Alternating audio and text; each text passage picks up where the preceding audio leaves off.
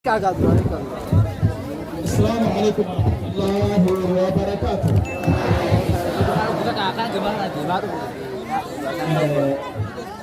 Atele atele atele atele atele atele Bitokole wasomo Hindu batin ole Hindu batin ole Ubang kamu wari Duranin halele Duranin halele Kwai Duranin halele Duranin halele Duranin halele Duranin halele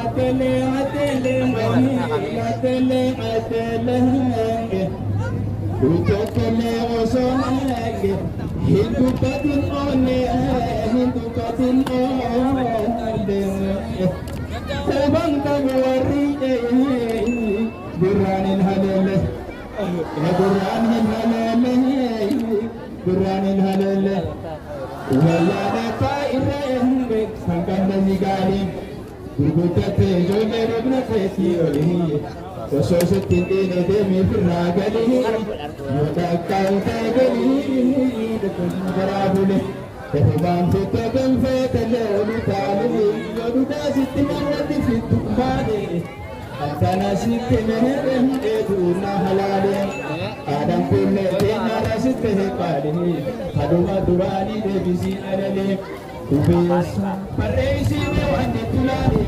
Kabate dabu yofete walali Re'esani akihini Dona kusafani Muraham Marate kadang Ufidu situmanga Kikabrani mama Ketamhe kantuma Gampan huriyama Lakanatin hamtumu Jasa koragenya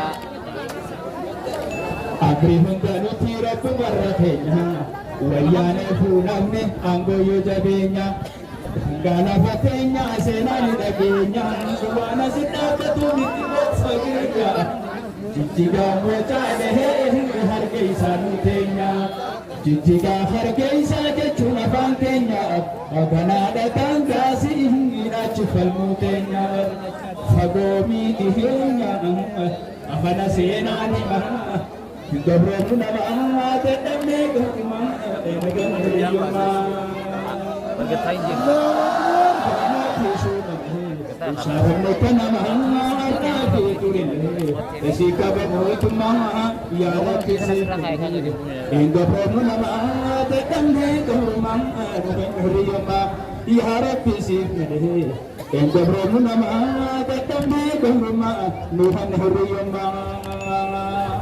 Nagiyan manama arasiha gado Yofita me male badam fitin. Wassalamualaikum warahmatullahi wabarakatuh.